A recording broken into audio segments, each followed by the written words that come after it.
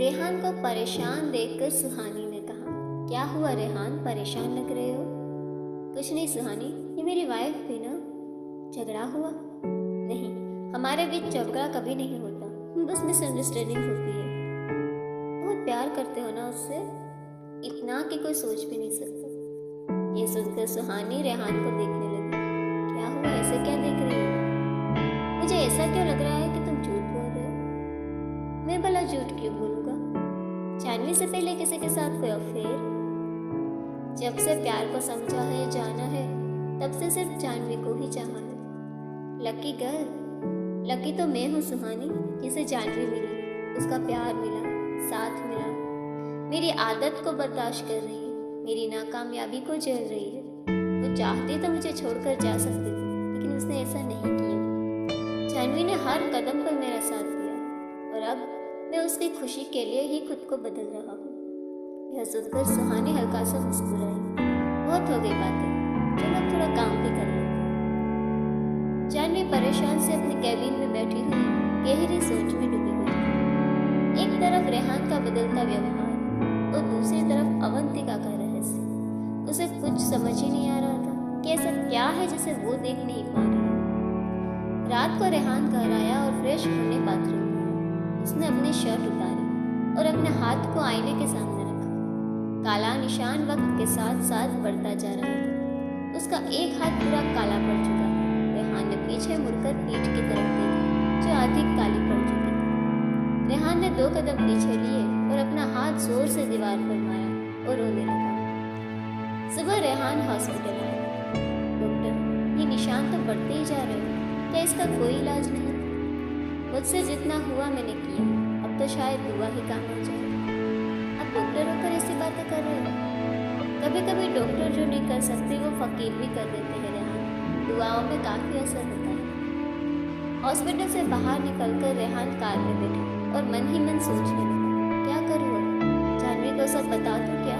नहीं, वो खामखा परेशान हो जाएगी। फादर से मिलता हूँ, अब वही है जो कुछ कर सकते हैं। रेहान फादर के पास आया और उसने अपने निशान दिखाए। कब से है ये निशान? फादर ने हैरानी से पूछा। 2 साल से है। पहले तो छोटा सा था, लेकिन अब वक्त के साथ इतना तेजी से बढ़ रहा है। कितने डॉक्टर्स को दिखा चुका हूँ, लेकिन कोई असर नहीं हो रहा। अचानक शरीर में ऐसे निशान होना कोई आम बात नहीं है रेहान। कहते हुए फादर ने रेहान को हाथ को छुआ तो उसका हाथ जलने लगा। उसने झट से अपना हाथ खींच लिया। ओह माय गॉड, क्या हुआ फादर? रेहान, हो ना हो ये अवंतिका कर रही है, लेकिन उसकी मुझसे क्या दुश्मनी है? मैं तो उसे जानता भी नहीं। तुम्हें पता है ये निशान क्या बताता है? मौत। एक दिन तुम्हारा पूरा शरीर काला पड़ जाएगा और उस दिन तुम्हारी मौत। इस निशान को रोकने का कोई तो उपाय होगा। जिसने ये निशान दिए हैं उसकी मुक्ति ही इसका उपाय है।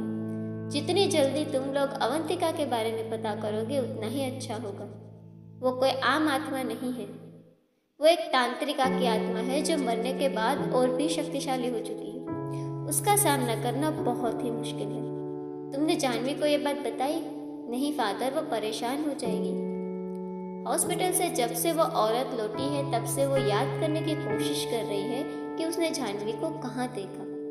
काफी सोचने के बाद वो डोर के पास आई और उसे खोलकर उसमें से एक तस्वीर निकाली, जिसमें जानवी, अवंतिका और धीरज थे।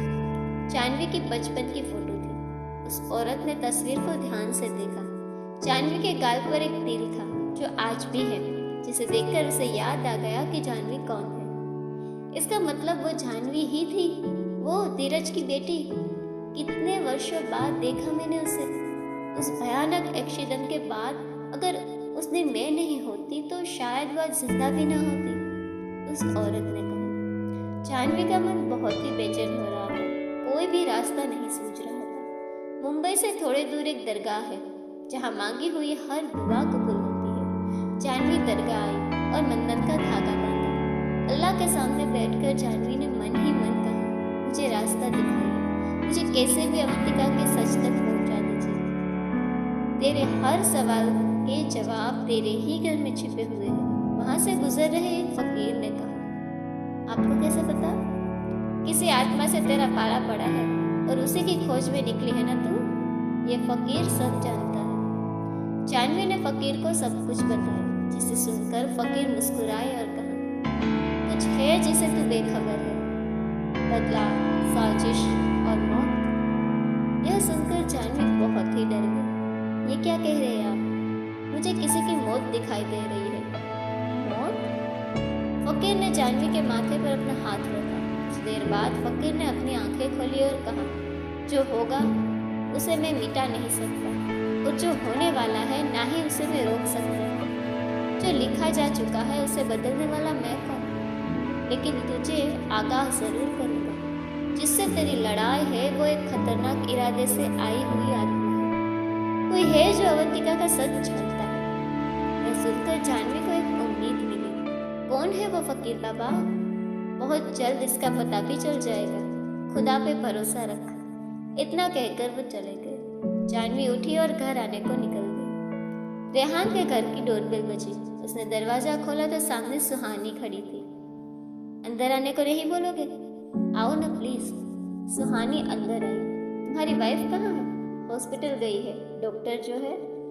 मैं और तुम अकेले? क्या कहा?